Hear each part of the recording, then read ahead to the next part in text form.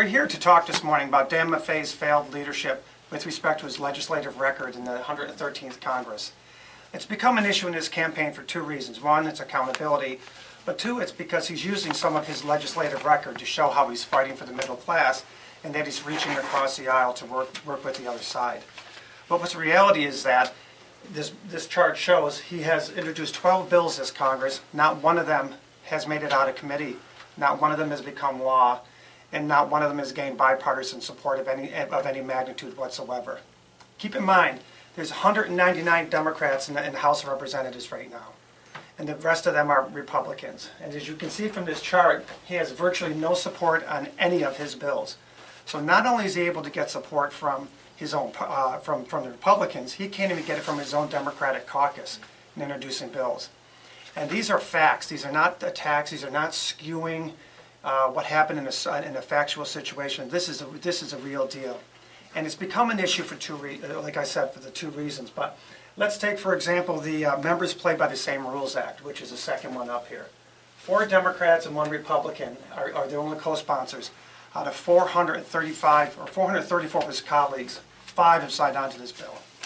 He used that bill to formulate one of his first commercials, where he said he's, quote unquote, going to hold them accountable. Them being the members of Congress, and this is how he's going to do it, bills like this. It's got zero support from either side of the aisle. He's introduced several other bills, like the Veterans Families Act. 2 Democrats signed on to that. The Job Tax Credit Act was something he touted as a middle-class assistance. If you can see from that, 0 co-sponsors. He also talked about the Cutting Red Tape, Green Lighting Small Business Act, right here. 0 co-sponsors. Incentivize Growth Now and Tomorrow's Entrepreneurs Act, right here. 0 co-sponsors. The Medical Device Tax Elimination Act. 6 Democrats out of 199 signed on. That's it. And that, of course, refers to his vote for the Obamacare. Of course, when he voted for Obamacare, he knew that the medical device tax was going to be a job killer in central New York. And it's turned out to be just that. And despite that, he is still he's still unable to do anything about it, and after voting for it, he is now against it with this. And the last thing is the Middle Class Payroll Tax Relief Act. Another thing he touts for fighting for the middle class. If you notice, 0 co-sponsors.